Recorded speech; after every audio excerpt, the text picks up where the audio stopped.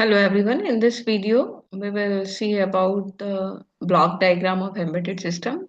And suppose you have to design any embedded system, and then what are the basic steps? So, in laboratory level, you can design the prototype. तो आप prototype design कर सकते हैं और उस prototype को product में convert करने के लिए there are lots of steps. बहुत सारी स्टेजेस हैं जो हमें go through करनी होगी. तो so that stages we will discuss in next or subsequent video. Here just we will focus about the basic block diagram of embedded system.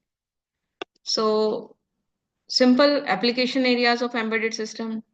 So all home appliances, transportation sector, healthcare, business sector, offices, defense sector, aerospace, agriculture sector, all these sectors are dependent on the embedded system. They are using embedded system for their application or performing different tasks.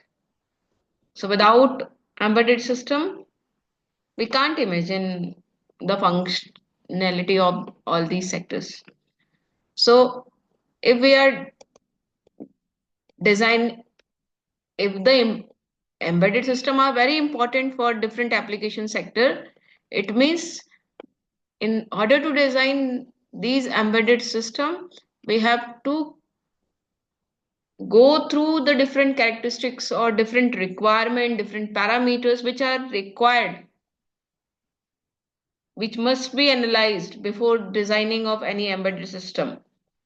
So what are those characteristics? So here you can see different characteristics are written.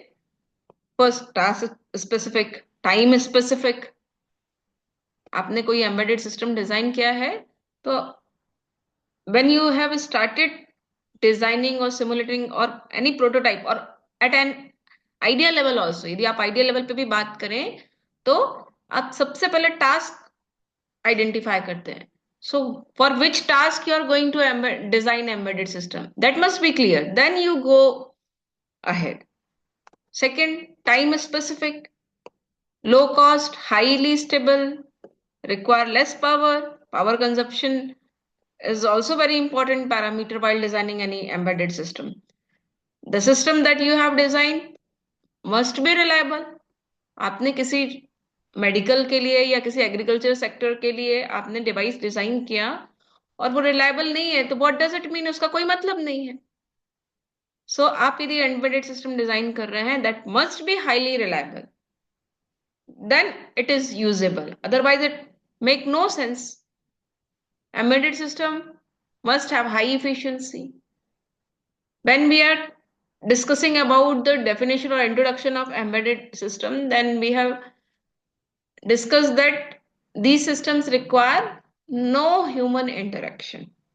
और so जब हम design कर रहे हैं तो हमें system ऐसा design करना है कि उसमें यूजर इंटरफेस या यूजर इंटरेक्शन कम से कम हो, प्रेफरेबली होना ही नहीं चाहिए, but otherwise but if necessary then go for minimal user interaction. So these are the characteristics. We will discuss all these characteristics and its importance with example in next video. So in brief, we will discuss perform specific task already discussed. Low cost होना चाहिए, time specific होना चाहिए, low power requirement होनी चाहिए. आप अपने project के लिए जब प्रोजेक्ट बनाते हो तो आप थोड़ा ऑब्जर्व करो कि कितने वोल्ट का आप पावर सप्लाई लेते हो. इफिशियंसी होना चाहिए. All these points I have discussed. Here few advantages: embedded system are fast in performance, consume less power, small in shape and size, and very important point, scalable and reliable. आप जो embedded system design कर रहे हैं that must be reliable. Along with reliability, it must be scalable. And the design system can work in different environments. Some disadvantage: difficult to backup of embedded files, Sometimes complexity is also an issue.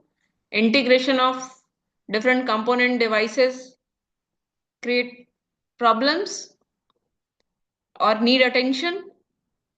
And with the embedded system, the main constraint is related to the limited resources for processing. There is a resource limitation while designing embedded system, specifically for the processing purpose. And the troubleshooting maintenance is difficult in case of embedded system. So this is the main part that we are going to discuss. Block diagram of embedded system. In order to design embedded system, different components are required. But हम यदि एक basic block diagram की बात करें, एक minimum components की बात करें जो किसी भी एम्बेडेड सिस्टम को डिजाइन करने के लिए रिक्वायर्ड है, that are mentioned in this slide. Sensors. If sensor is digital in nature, no need of I2D converter. But if sensor is in analog nature, then we have to use A2D converter. Here sensor का function क्या है? यहाँ पे sensor क्या करता है? Sensor take the input from the environment. जो भी एनवायरमेंट है, जो भी एटमॉस्फेरिक कंडीशन है, सराउंडिंग कंडीशन है, वहां से इनपुट लेता है. For example DHT sensor. So what it will measure? It will measure temperature. तो here for DHT sensor input क्या है? Temperature.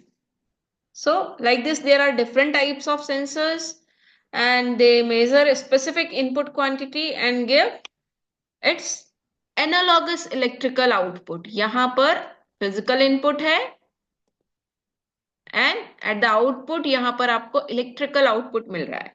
If output is digital in nature, no need of A2D converter. But if it is analog in nature, then you need A2D converter. Now next, the important part. Processor and application specific AICs. So this is the main component which involve in the processing of the data, of the input. So if we talk about the processing part, so you can use microprocessor, microcontroller or any IoT development board. Now next, here is a D2A converter. Suppose you want to run the motor, actuator. What is the function of actuator? Actuator take the electrical input and convert that input to a specific action. For example, motor.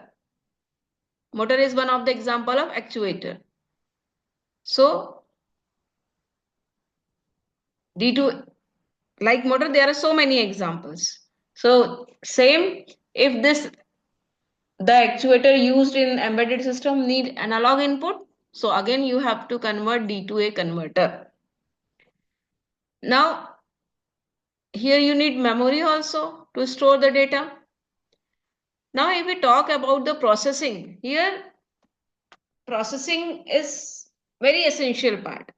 So in subsequent video, we will see there are different types of embedded system as DSP processors,